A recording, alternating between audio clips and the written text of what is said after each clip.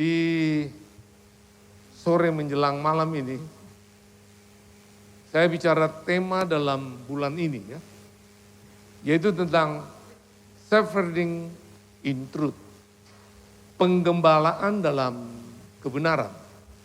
Nah, bicara penggembalaan dalam kebenaran artinya di mana Tuhan percayakan kita menggembalakan itu selaras dengan firman Tuhan.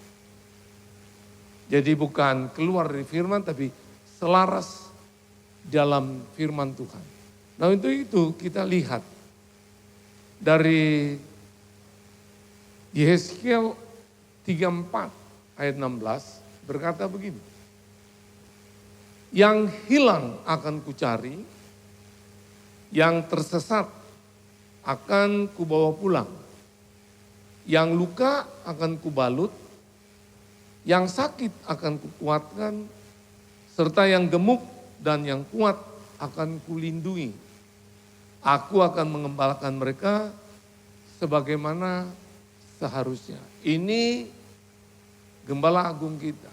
Makanya dia memberi satu arahan waktu kita dipercayakan dalam penggembalaan, kita harus memiliki gaya hidup seperti apa yang dia ajarkan. Nah, bicara tentang penggembalaan, kita tidak mungkin bisa mengembalakan di mana dipercayakan dalam keluarga kita, yaitu suami, istri, dan anak-anak. Kalau kita sendiri tidak mau digembalakan oleh gembala agung. Yang digembalakan dalam diri kita itu apa? Mulut kita, pikiran kita, pendengaran kita, dan hati kita. Nah, makanya di dalam Yehezkiel 34 ayat 16 ini berkata tentang apa? Bicara tentang yang tersesat itu bisa saja mata kita yang tersesat. Juga bisa saja mulut kita, pikiran kita dan sebagainya. Nah, ini perlu digembalakan, gembala yang agung. Waktu kita mau digembalakan, kita mau berubah, kita bisa mengembalakan keluarga kita, komunitas kita, sampai kepada masyarakat. Di mana Tuhan percayakan kita di 7 pilar.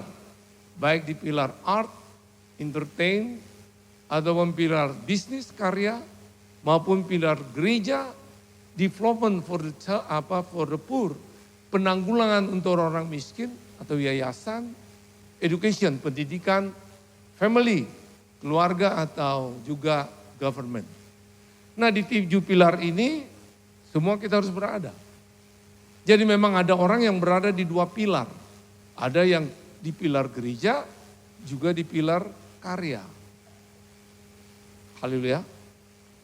Nah, makanya di 2 pilar ini kita harus kembali. Tuhan mau pilar mana yang terutama untuk kita. Kalau di karya, ya sudah. Di situ yang diutamakan baru pilar gereja. Juga tidak menjadi pengaruh, tidak bertumbuh dengan baik. Di gereja juga jadi penuh dengan kebimbangan. Jadi orang boleh saja di 2 pilar. Tadi ada yang bertanya kepada saya, bagaimana kalau kita di dunia karya ini kadang-kadang kok yang di dunia gereja tidak terlalu aktif? Bukan tidak terlalu aktif, kalau kamu tahu bukan di dunia 2 pilar ini, bukan gereja yang utama, jangan bingung. Lakukan di bidang karya, di gereja ini nanti ada tim. Dan tim inilah yang bersama-sama dalam apa? Penggembalaan.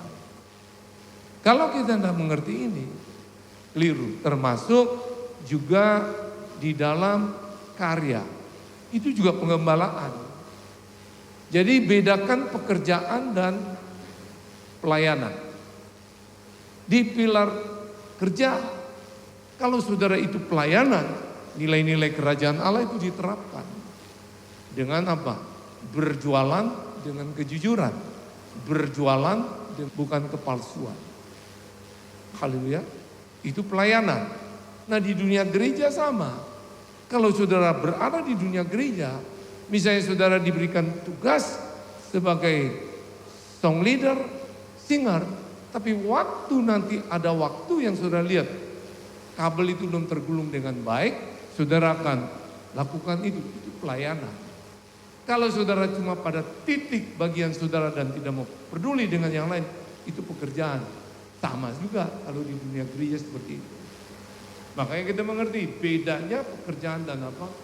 Pelayanan. Nah, sekarang dalam pengembalaan sama. Nah, makanya kalau dibilang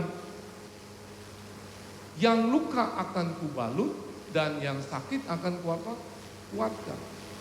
Kalau pribadi kita yang masih lemah tidak pernah mau dikuatkan oleh Gembala Agung, bagaimana kita bisa menguatkan orang lain? Juga bicara tentang apa? Yang lain lagi gemuk. Gemuk di sini bicara sehat dan bugar, bukan gemuk karena obesitas. Artinya kalau kita sendiri dalam penggembalaan tidak pernah mau Tuhan mengembalakan kita dalam hal kesehatan juga, roh, jiwa, tubuh, sulit kita bisa apa? Mengembalakan kepada orang lain. Dan juga yang terakhir dia, mereka sebagaimana seharusnya itu artinya sesuai firman. Jadi jelas bahwa Tuhan katakan yang hilang akan kucari, apa yang akan dicari, yaitu kehilangan identitas. Katakan kehilangan identitas. Orang yang kehilangan identitas berarti hidupnya tidak hidup di dalam bernilai. Tidak hidup di dalam mengerti identity, siapa dia sebenarnya. Kita ini anak Allah, mewarisi kerajaan Allah. Haleluya. Dan purpose-nya apa?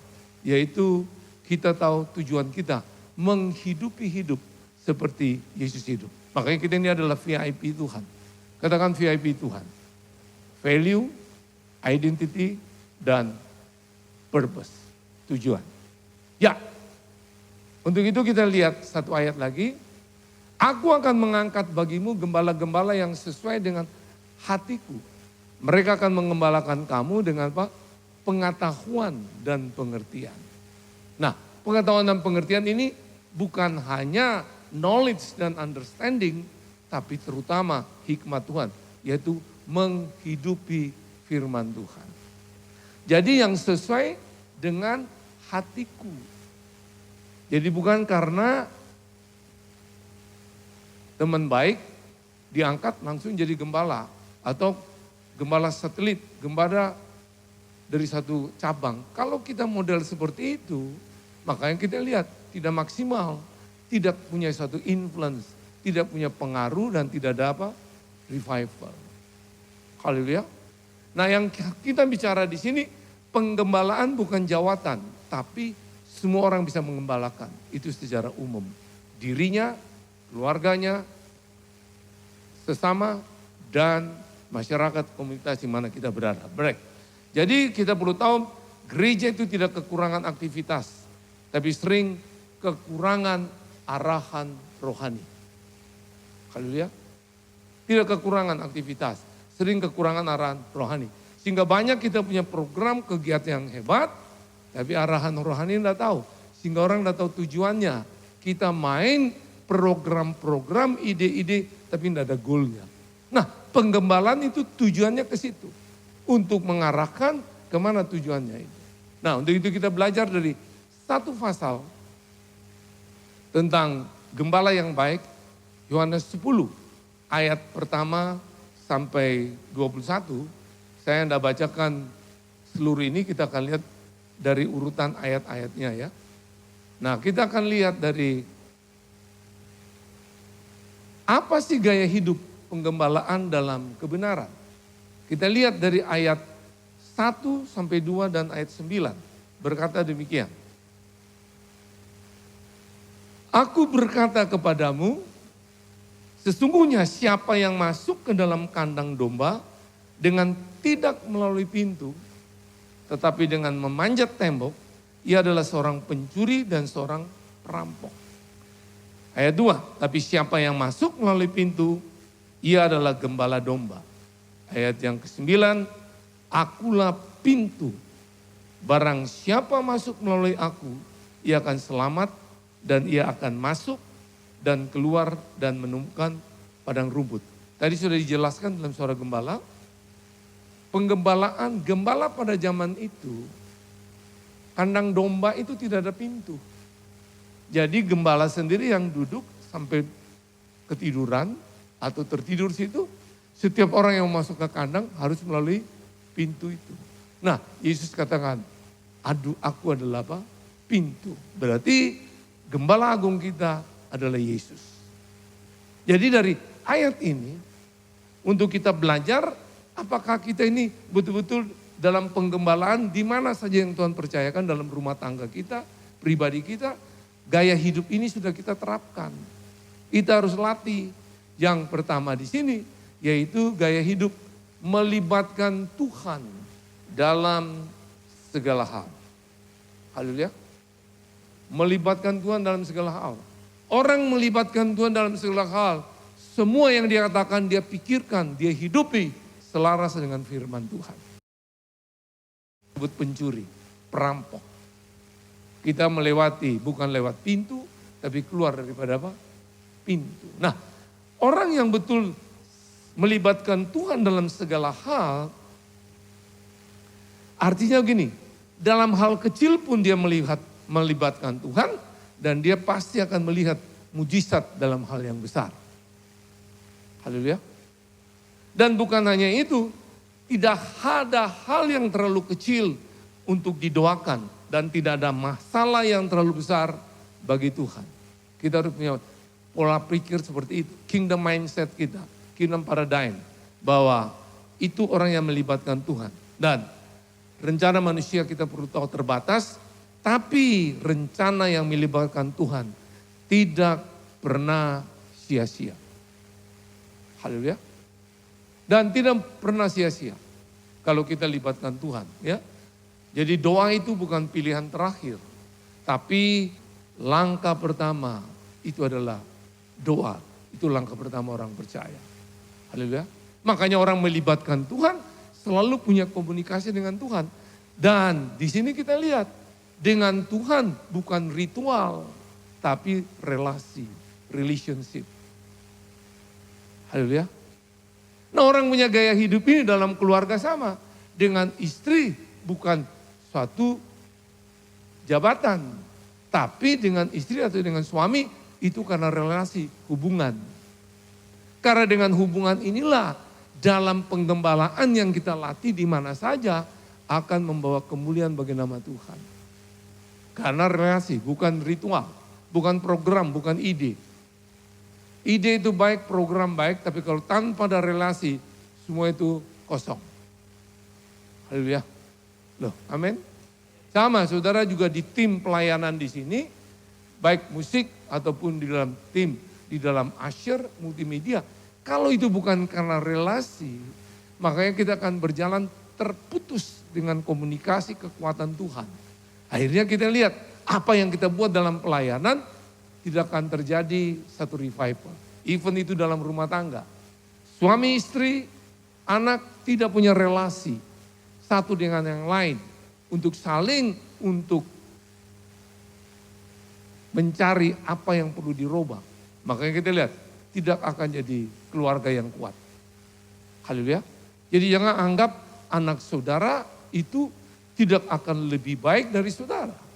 Di dunia mereka Tuhan juga bisa bicara. Haleluya.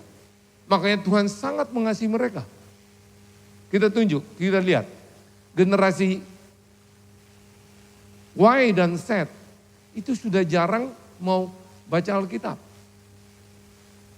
Even itu dia bawa handphone, dia tidak punya program-program Alkitab di situ. Apakah Tuhan benci mereka, buang mereka? Dalam penggembalaan kita lihat, Tuhan juga hadir di TikTok. Tuhan juga hadir di Instagram. Tuhan juga hadir di AI. Jadi Bapak Ibu itu bukti Tuhan gembala yang agung yang baik. Memperduli generasi kita. Dia tidak mau terhilang. Dia mau semua itu diselamatkan untuk nama Tuhan dipermuliakan. Jadi kalau orang tua tidak mengerti ini tentang relasi, sering kita anggap generasi kita, kenapa main-main dengan AI, kenapa main-main dengan Instagram, kenapa main-main dengan TikTok. saudara kehilangan, saudara tersesat. Tapi kalau kita mengerti ini dalam pengembalaan, melibatkan Tuhan, di mana Tuhan hadir, kita ikuti, dia juga buat apa. Makanya sama, di dalam permasalahan yang besar, percayalah, di tengah-tengah itu Tuhan tetap ada. Haleluya. Nah, tadi saya dengar saudara nyanyi tentang sukacita. Bagi saya, satu-satunya alasan orang bisa bersukacita, itu apa? Karena Yesus mati di kayu salib, menanggung dosa saudara dan saya. Harusnya kita yang pikul dosa itu dan kita dihukum. Tapi oleh anugerah dan kasih-Nya, kita dibebaskan. Jadi kalau mau lihat kita bisa bersukacita, itu satu-satunya alasannya. Makanya alasan itu ada, kita harus tahu. Supaya sukacita itu terus terbangun, kita harus mengerti lagi. Bahwa seringkali tantangan ujian itu datang. Jangan sampai tantangan ujian itu mencuri, mengambil sukacita kita.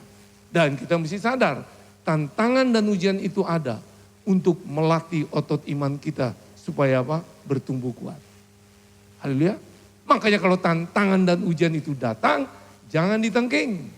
Tetap bersukacita. Otot iman saudara akan bertumbuh dan saudara bisa bersukacita terus, nama Tuhan dipermuliakan. Dan hidup itu memang banyak tantangan, saya sering katakan. Kalau saudara tidak suka tantang, itu rantangan. Itu catering. Halo? Dan hidup itu banyak ujian. Kalau tidak suka banyak ujian, itu cucian, laundry juga kan gitu. Jadi mari untuk hidup itu melibatkan Tuhan dalam segala hal. Ya, kita lihat yang berikut. Yohanes 10 ayat 4 dan 5. Jika semua dombanya telah dibawanya keluar, ia berjalan di depan mereka, dan domba-domba itu mengikuti dia karena mereka mengenal suaranya. Ya, tetapi seorang asing pasti tidak mereka ikuti, malah mereka lari daripadanya karena suara orang-orang asing tidak mereka kenal. Apa itu? Gaya hidup yang berikut di sini, bersedia mengoreksi diri sendiri dan menerima koreksi orang lain. Ini gaya hidup kalau kita mengembalakan dalam apa?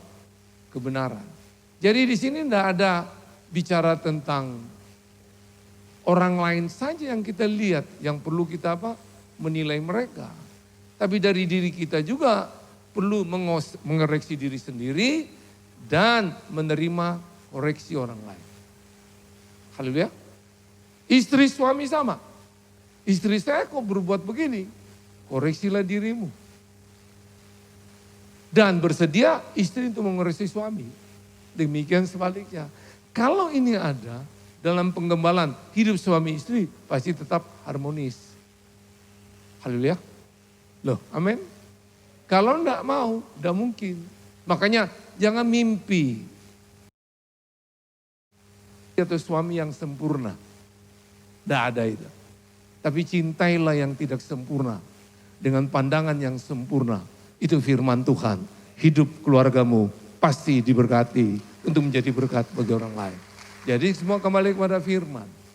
Dalam gaya hidup penggembalaan kita bersedia mengoreksi diri serta sendiri dan menerima apa? Koreksi orang lain. Dalam penggembalaan di komunitas, termasuk gereja, di komunitas kerajaan, sama. Seringkali saudara sebagai gembala komsel, janganlah menganggap diri saudara itu paling benar. Haleluya. Saudara perlu mau mengoreksi diri dan dikoreksi orang-orang. Termasuk di gembala gereja. Kalau selama itu tidak ada, kita akan jadi arogan. Kita bukan melakukan semua itu dengan nilai. Orang yang melakukan sesuatu yang bernilai pasti selaras dengan firman. Tapi kalau orang yang selalu berbicara tentang harga, merek,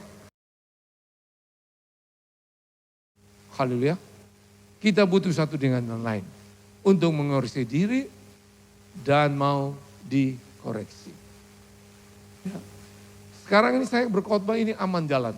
Pulang ada pengkhotbah saya yang hebat, istri saya tercinta, Hermini Utana. Nanti dia bilang, tadi gayanya agak sombong. Dikoreksi dong. Ya, mau berubah. Diupdate lagi. Nah, kita selalu harus belajar. Tidak mungkin, sudah kalau tidak mau. Saya dengan anak-anak yang saya bina juga sama. Apakah saya ini rendah hati atau sombong? Atau ada hal mana yang di kamar mana yang perlu dibenahi? Kalau kita terbuka seperti ini dalam penggembalaan, keluarga kita harmonis. Haleluya. Amin. Makanya tadi ada tanya ke saya. Seperti om pelayanan begini, ada anak-anak di rumah 11 orang.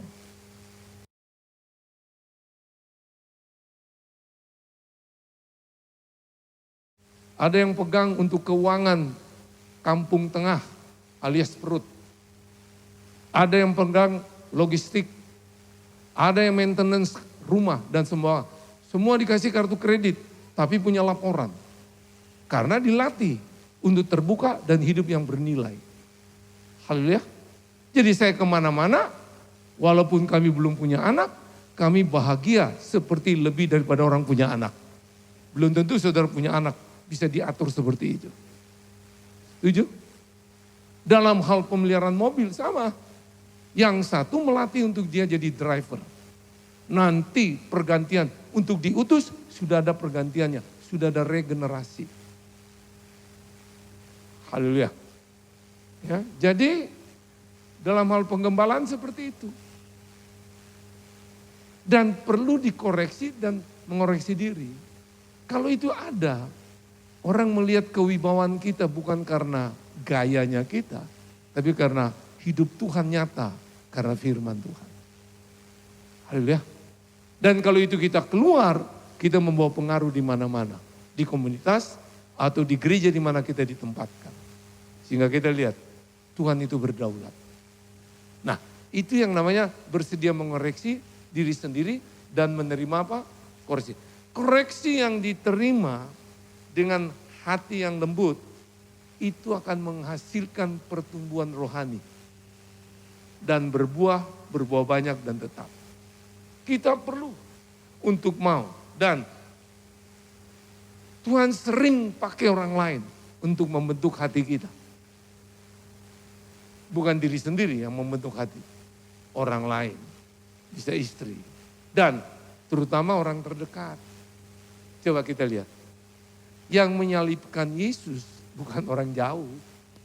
Orang dekat yang dengan kayu salib. Yaitu tentara serdaru-serdaru Romawi. Mereka tidak lempar paku atau palu begitu. Tapi mereka di dekat itu mereka yang memalu. Jadi kita dibentuk hati kita, orang-orang yang terdekat. Berbahagialah kalau ada istri yang mengoreksi saudara, saudara dibentuk atau suaminya balik itu juga di tengah-tengah itu. Ada kebangunan rohani untuk Tuhan dipermuliakan. Amin atau aman? Jadi tidak usah ditengking-tengking. Haleluya. Karena itu prinsip hidup. Saya menikah 44 tahun pakai prinsip ini. Dan pemuritan berdua jalan terus setiap hari. Termasuk sekarang ini datang di Surabaya pelayanan dari Jumat, Sabtu, tetap pagi itu ada. Dan saling koreksi, hari ini mau buat apa? Tujuanmu apa hari ini? Karena semua hari tidak ada kita bisa lalui dengan baik. Percaya itu? Tapi setiap hari ada hal yang baik dalam hari itu. Makanya kita bisa lewati 1 detik dalam 1 hari. Itu adalah berkat Tuhan. Kalau kita bisa lewati hari ini dalam 1 menit. Itu adalah kemurahan Tuhan. 1 jam itu perlindungan Tuhan. 1 hari itu bukti kasih Tuhan autentik dan tidak perlu ragu lagi. Kalau hari ini saudara hidup harus menghadapi istri, suami, komunitas saudara. Apapun yang terjadi tidak enak untuk membentuk hati saudara. Untuk serupa dengan Yesus Kristus Tuhan, Gembala Agung kita. Haleluya. Itu dia. Ya. Nah, hal yang lain kita lihat. Jadi orang mengakui kesalahan itu bukan tanda lemah. Tapi tanda hati yang mau dididik Tuhan. tanda hati yang mau apa? Dididik Tuhan. Itu yang perlu kita lihat. Ya, yang berikut, ayat yang 11.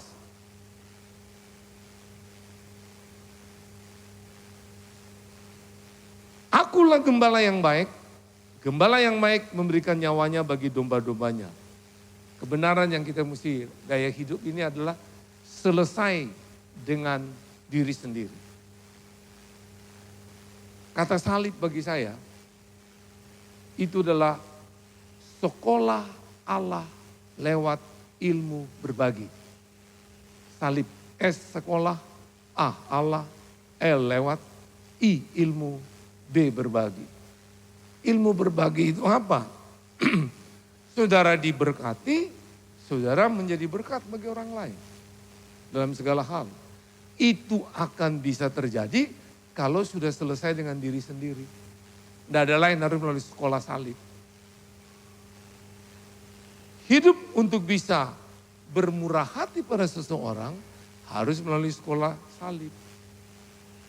Harus sampai selesai dengan diri sendiri. Makanya kalau sudah mengerti dengan kebenaran-kebenaran gaya hidup ini, makin lama saudara tahu kita ini generasi yang akan diganti dengan generasi lain. Setiap zaman ada masanya. Setiap masa ada waktunya. Setiap waktu ada manusianya. Mau jago bagaimana, one day akan tergeser. Nah kalau kita tidak mengerti tentang selesai dengan sendiri, seringkali kita lihat para pejabat aja di pemerintah. Waktu dia lagi punya kedudukan, oh segar-segar, tertawa mana-mana. Tapi kedudukan waktu turun, post power syndrome, stres dia. Saudara jadi strong leader, mau sampai berapa lama? Satu waktu akan diganti generasi yang lain. Loh, amin. Jadi kalau kita tidak selesai dengan diri sendiri, saudara akan stres berat. Makanya kita mau mulai dalam kebenaran, mengakhiri ini, hidup ini dalam kebesaran Tuhan. Jadi kita perlu latih gaya hidup ini, selesai dengan diri sendiri. Haleluya. Tidak ada yang hebat, generasi ke generasi. Makanya waktu di zaman COVID, itu masanya lain. Setiap zaman ada apa? Masanya. Waktu masa itu, orang waktu memulai di dalam online, dia jadi YouTuber. Betul tidak? Orang yang mulai dengan Instagram, jemaatnya waktu selesai. Multimedia. Nah di era sekarang ini berbeda. Orang sudah mau onsite. Tapi ada juga masih mau online. Jadi kita perlu hybrid. Setuju itu? Amin. Saya pun latih anak-anak saya yang dari kampung semua itu. Kita ada apa? Hybrid. Ada kala pemuritan online, ada kala pemuritan online. Supaya mereka juga tahu teknologi, perkembangan. Dan dunia anak-anak generasi Y dan Z itu jauh lebih cepat dari kita. Jadi papa mama kalau diajar dalam soal gadget, jangan marah-marah, banting kaki atau banting handphone. Saudara harus berterima bahwa itu generasi mereka. Haleluya. Amin. Kalau enggak, kita ketinggalan arah. Mobil listrik dengan mobil yang hybrid dan juga pakai Petralite atau Petramax berbeda. Mau belajar di dunia IT, bingung saudara. Dan mobil listrik banyak tangan, cepat rusak. Tapi kalau mereka dilatih semua mengerti tentang IT, itu akan menolong. Dan dia lebih irit, tapi perlu waspada. Setiap punya ada kelemahan. Sama dalam pembentukan Tuhan. Kalau selesai dengan diri sendiri, mau dengan apapun pencobaan, persoalan, penderitaan, tekanan, diizinkan kita hadapi. Kita tetap percaya di tengah itu ada Tuhan yang berdaulat. Haleluya. Itu yang kita perlu tahu bahwa Ketika ego kita mati, kehendak Tuhan itu mulai hidup. Makanya mengetahui kehendak Tuhan itu baik. Hidup dalam kehendak Tuhan itu hebat. Tapi menghidupi kehendak Tuhan itu yang luar biasa. Yang setuju, tepuk tangan bagi dia. Jadi menghidupi kehendak Tuhan. Nah, jadi kerendahan hati itu perlu karena itu membuka pintu anugerah. Hidup saudara dan saya itu anugerah. Kita bisa berlatih untuk belas kasihan. Bulan lalu tema kita. Tapi anugerah itu kedaulatan Tuhan. Makanya kalau saudara lihat waktu Sakius. Siapa yang undang Yesus datang ke rumah Sakius? Bukan Sakius. Yesus mengundang dirinya sendiri. Yesus yang bereaksi. Hai Sakius, turun. Aku mau makan. Menumpang di rumahmu. Di tengah-tengah itu tidak ada khotbah. Tidak ada bicara perpuluhan seperti hari ini ada 2 perpuluhan. Tidak ada bicara persembahan. Tapi waktu belas kasihan di tengah itu ada anugerah menjamah Sakius. Dia bilang, separuh dari kekayaanku aku berikan pada orang miskin. Halo? Kalau kedapatan aku memeras mereka, 4 kali aku ganti. Apa yang terjadi? Di situ terjadi pesta keselamatan. Jiwa Sakius, saya percaya keluarganya juga diselamatkan. Masyarakat situ semua jadi hidup layak. Yang tidak bisa bayar BPJS, langsung bisa bayar. Karena uang yang diberikan Sakius cukup banyak. Haleluya. Dan orang yang tadi sakit hati terhibur. Yang tertekan usaha UKM mungkin macet, jadi jalan terus. Di situ kegerakan Allah. Karena di tengah-tengah belas kasihan ada anugerah Tuhan. Itu Tuhan kita. Haleluya. Makanya kita tahu dia adalah gembala agung. Apapun yang dia bentuk saudara, maulah selesai dengan diri sendiri. Jadi bukan lagi aku yang utama. Tapi Tuhan yang memimpin. Itu kingdom. Artinya Tuhanlah yang memimpin hidup kita. Amin. Amin. Visi misi kita ini hebat dan dahsyat. Tapi kalau kita tidak hidupi, ya tidak beda dengan orang yang tidak mengerti. Jadi jangan bangga-banggakan tentang pengajaran kingdom. Adakah kita hidupi itu? Karena banyak juga yang sudah tahu pelajaran kingdom, utang orang udah bayar. Ada yang masuk penjara lagi, kan repot. Ya. Jadi menyerahkan hidup sepenuhnya pada Tuhan. Itu adalah awal daripada damai yang sejati.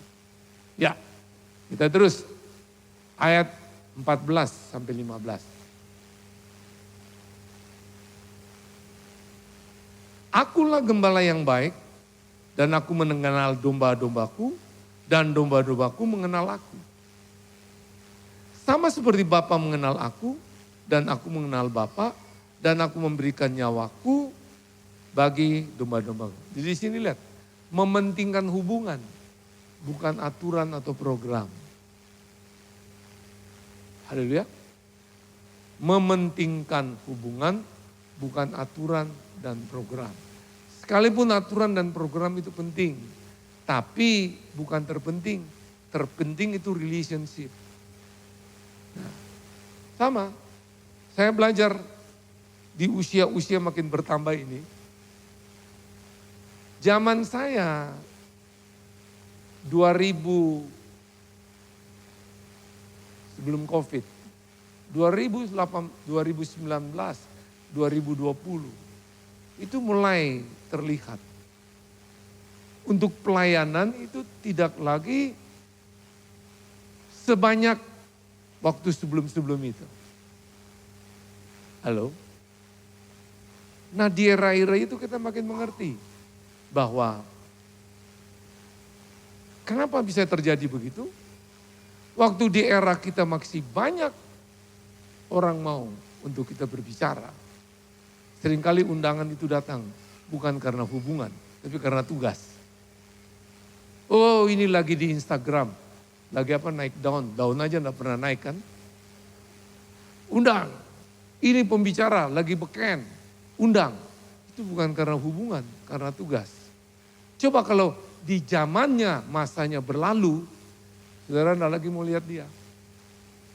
Halo? Amin? Hubungan lain. Hubungan lain. Makanya hubungan suami istri dengan kalau tugas berbeda. Haleluya. Makanya kita harus mengerti di sini. Jadi itu lumrah. Jadi kalau kita tidak ngerti, dia akan stres. Tapi kalau kita mengerti ini, mementingkan hubungan, bukan aturan atau program, kita makin ngerti gaya hidup ini yang harus kita latih. Sehingga satu waktu kita tidak. Haleluya. Amin. Jangankan kita bilang itu dalam keluarga pun ada. Papa dan anak persaingan bisnis bisa dipecat dari keluarga. Sekalipun dia yang dipercayakan Tuhan melahirkan. Karena apa? Yang dibangun bukan hubungan.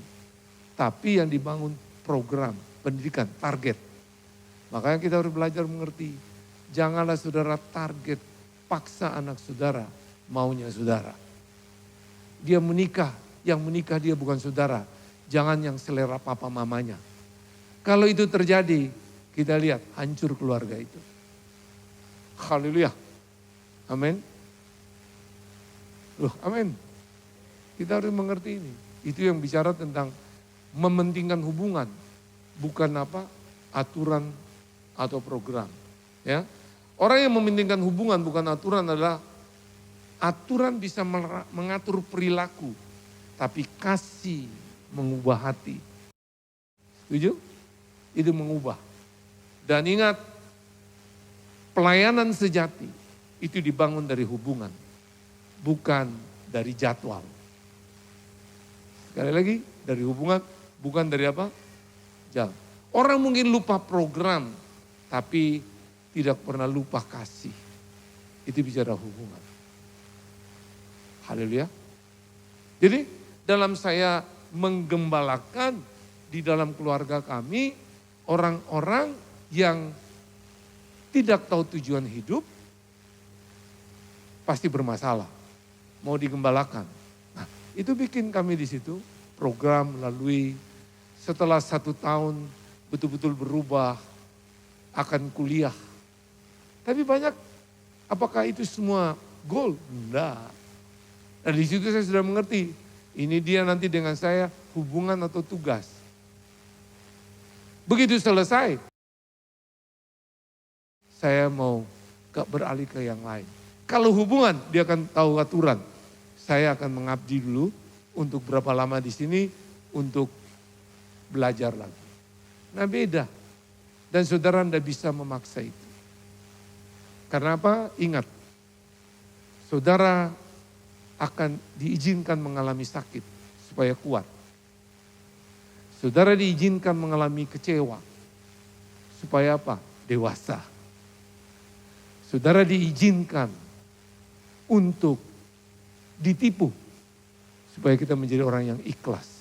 Karena bersama Tuhan, jaminan yang pasti, Yesus itu adalah jalan, kebenaran dan hidup.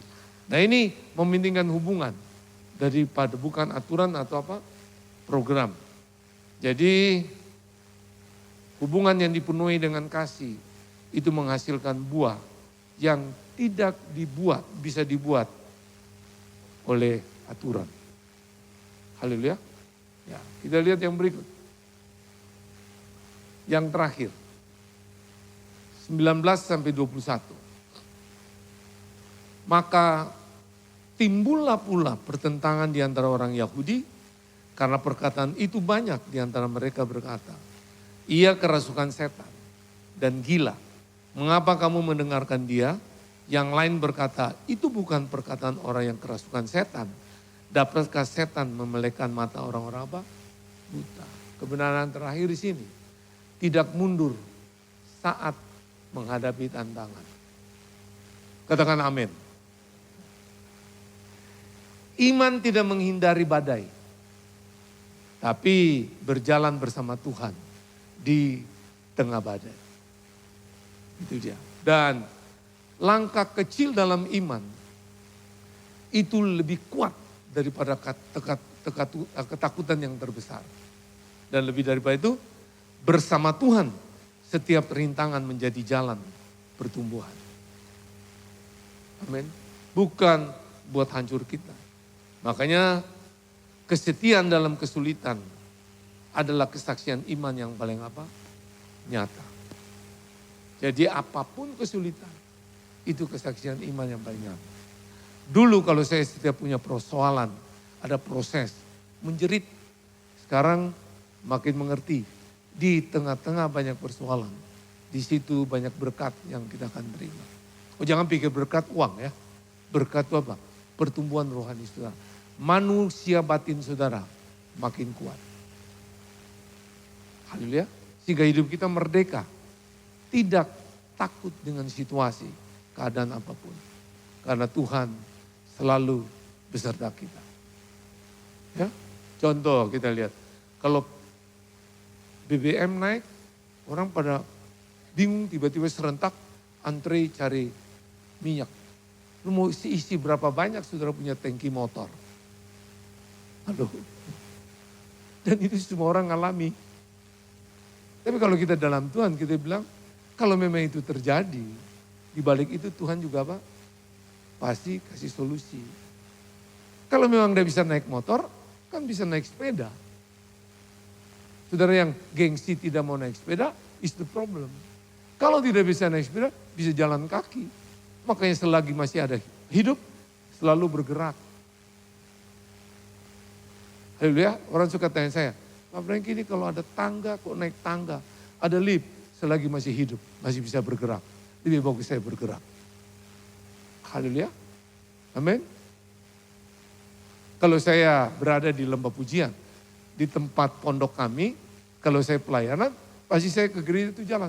Yang bingung gembala-gembala komsel. Aduh Pak, kok jalan? Memangnya jalan berdosa. Karena kita perlu latih, one day kita akan mengalami itu. Saudara bisa lihat, itu keadilan Tuhan. Pernah enggak lihat, saudara punya kasur king coil. Tapi malam juga susah tidur, mesti dengan obat tidur. Tapi kuli bangunan dengan karton di lantai, keras. Dia bisa tidur ngorok kok. Bagi saya itu keadilan Tuhan. Kalau hati kita penuh dengan Tuhan, kita bisa nikmati apa saja yang dia berkati untuk nama Tuhan dipermuliakan. Haleluya. Amin. Ya. Bukan kita tidak boleh menikmati itu, tapi kita perlu menikmati. Makanya bagi saya, waktu itu adalah Tuhan beri kesempatan untuk kita hidup. Berkat Tuhan, posisi kedudukan, itu kepercayaan Tuhan untuk kita mengelola. Tapi kesehatan, roh, jiwa, tubuh, untuk kita bisa menikmati apa yang kita diberkati. Jadi sehat itu bukan hanya fisik, roh, jiwa, dan tubuh. Makanya kalau saudara cuma andalkan tubuh, ada orang mati di tengah-tengah treadmill. Betul enggak? Jiwanya stres. Betul? Ada orang ahli ngandalkan jiwa, pikiran, perasaan, tubuh enggak pernah dilatih, naik tangga, tumbang. Bukan oleh roh, tapi karena tidak biasa bergerak. Haleluya. Amin. Jadi itu perimbangan roh, jiwa, tubuh harus sehat. Baru kita bisa menikmati. Haleluya. Istri saya suka tertawa saya. Saya tuh kalau turun lift, lantai berapapun, saya pasti duduk jongkok.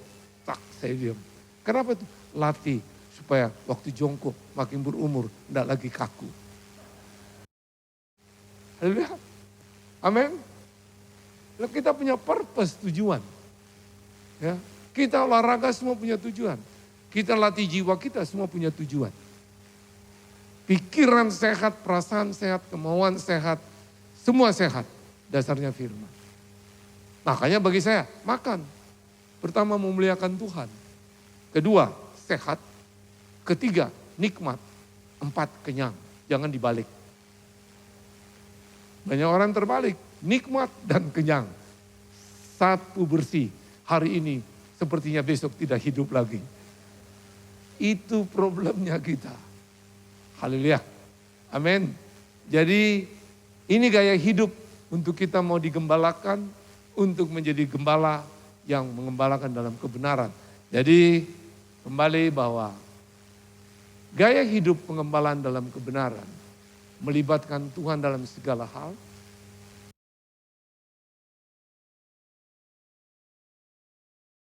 Selesai dengan diri sendiri, mementingkan hubungan bukan aturan atau program, tidak mundur saat menghadapi tantangan.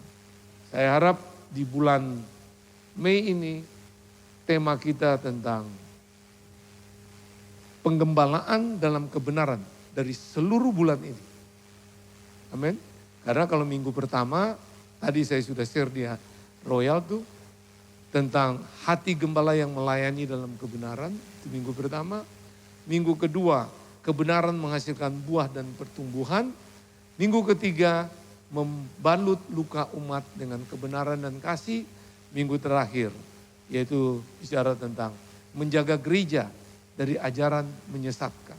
Tapi hari ini kita bicara tema bulan Mei, yaitu penggembalaan dalam apa? Kebenaran. Kiranya ini membawa inspirasi untuk arah bagi saudara. Menggembala dalam kebenaran. Diri kita dulu mau digembalakan oleh Gembala Agung. Kita mau dibentuk, pola pikir kita, mata kita, telinga, semua. Yaitu dengan gaya hidup ini yang kita mau latih. Baru kita bisa menggembalakan keluarga kita, orang lain, komunitas.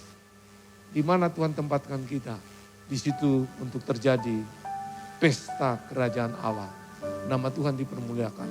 Jesus bless you and your family abundantly. Tuhan memberkati.